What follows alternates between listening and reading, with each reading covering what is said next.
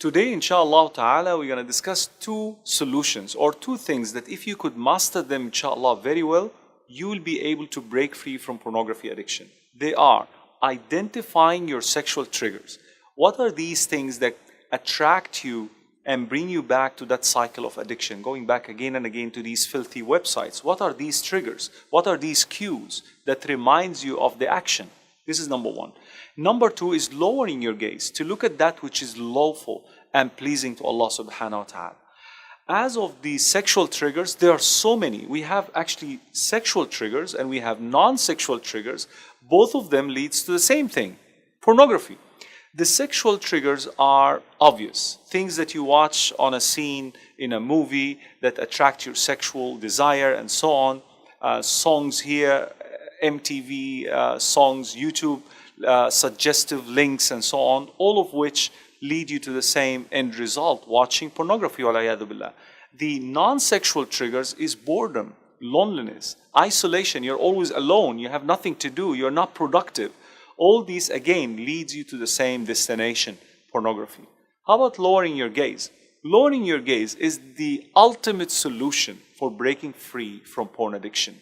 Because the more you see, the more you stare, the more you store. This is the human camera. It stores everything that you look at. And so when you look outside, when you go outside the streets and you start looking at girls walking by wearing inappropriate clothes, or even looking at boys who are not wearing properly and staring at them, immediately these images will be stored in your brain. And once you are home, once you are alone, immediately the dopamine, these chemical reactions or hormones start working in our brains, reminding you of the activity. What is the activity? Pornography.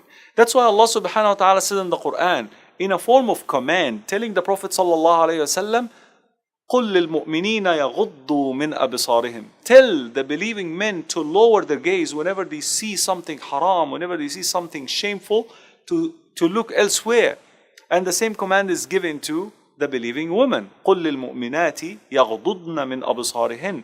Tell to the believing woman to lower their gaze. What will happen if we lower our gaze? Allah subhanahu wa ta'ala mentioned in the Quran, what will happen? We will guard our chastity. We will guard our private part. And this is what we want. So two things inshallah you have learned today. Identify your sexual triggers and non-sexual triggers and avoid them, and practice lowering the gaze. It is difficult, but it is always possible. My brothers and sisters in Islam, if you haven't watched already the previous episodes, kindly click below the links. You'll see all of them included in the description of this video. Like them, share them with the rest of the world so that you may gain the reward from Allah subhanahu wa ta'ala. And we'll see you tomorrow inshallah with another episode titled Respect Your Spouse.